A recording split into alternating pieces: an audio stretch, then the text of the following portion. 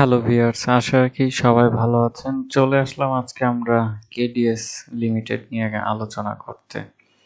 এই শেয়ারটি আমরা যদি একটু চিন্তা করি দেখবেন যে তার যখন জুন ক্লোজিং আসে তখনই হচ্ছে গিয়ে তার শেয়ারটির একটু একটু করে আমরা মুভমেন্ট দেখতে পাই। তো এই শেয়ারটি আমরা যদি খেয়াল করি গত বছর মার্চের দিকে, তাহলে তখন কিন্তু সেটা প্রাইস ছিল প্রায় আপনার ধরা যায় যে 57 টাকা, দুঃখিত 45 টাকা এর ভিতরে।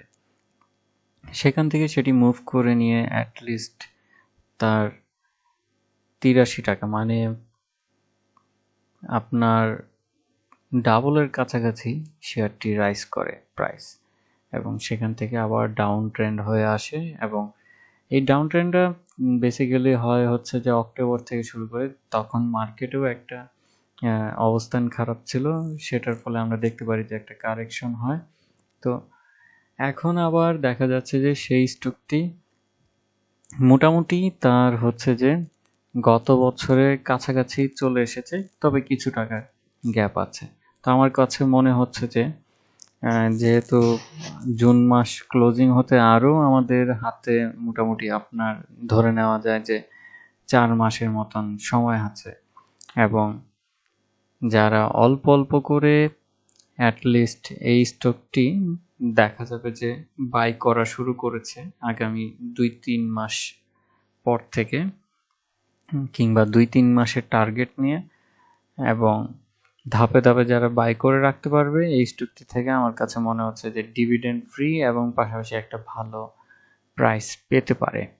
প্রথমত যদি আমি খেয়াল করি তাদের আরএসআইটা ভালো অবস্থানে, এবং তাদের যদি ডিভিডেন্ডও দেখি প্রত্যেক বছর একটা মিশ্র ডিভিডেন্ড থাকে, স্টক প্লাস দেখা যায় যে ক্যাশ ডিভিডেন্ড থাকে।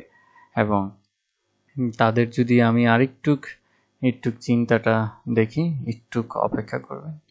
কেডিএস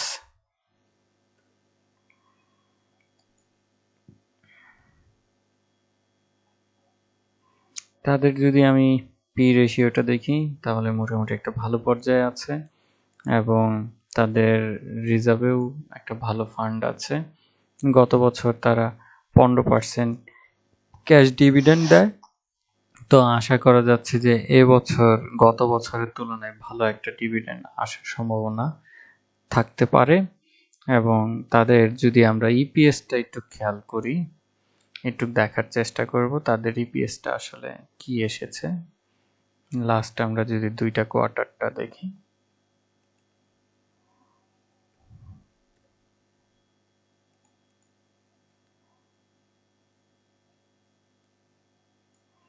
যদি টোটাল ইপিএস দেখি তাহলে হচ্ছে যে গত বছরের তুলনায় এবছর ইপিএস অবশ্যই বেড়েছে, কিন্তু তাদের যে শুধু সেকেন্ড কোয়ার্টারটা যদি করি তাহলে গত বছরের সেকেন্ড কোয়ার্টারের তুলনায় কম এসেছে তাদের ইপিএস। তো আশা করা যাচ্ছে যে বছর শেষে তাদের একটা ভালো ইপিএস দেখতে পাবো।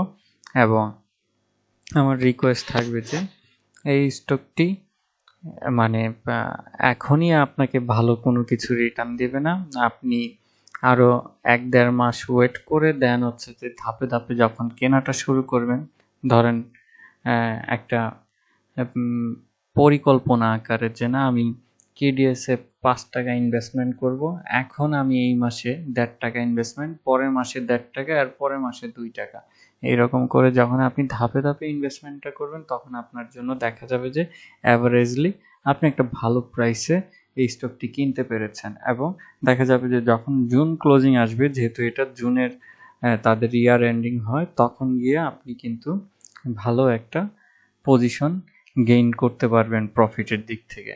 এবং আমার কাছে মনে হচ্ছে যে তাদের ব্যবসার কিন্তু বেশ কিছু মেশিনারিসে ইনভেস্টমেন্ট করেছে, আপনার ইনভেস্টমেন্টটা করেছে হচ্ছে মেশিন পার্টে। তো তাদের কিন্তু নিত্য নতুন কিন্তু চাচ্ছে যে ক্যাপাসিটি বাড়ানোর জন্য, যার ফলে কিন্তু তাদের প্রফিটেও দিকেও কিন্তু হিট হবে। তো অবভিয়াসলি এই স্টকটি খুবই ভালো এবং ফান্ডামেন্টালও খুবই ভালো। তো আশা রাখি আজকে এতটুকুই, আমার ভিডিও থেকে আপনারা উপকৃত হলেন এবং শেয়ার বাজারে জেনে বুঝে বিনিয়োগ করার চেষ্টা করবেন। ধন্যবাদ, ভালো থাকুন, সুস্থ থাকুন।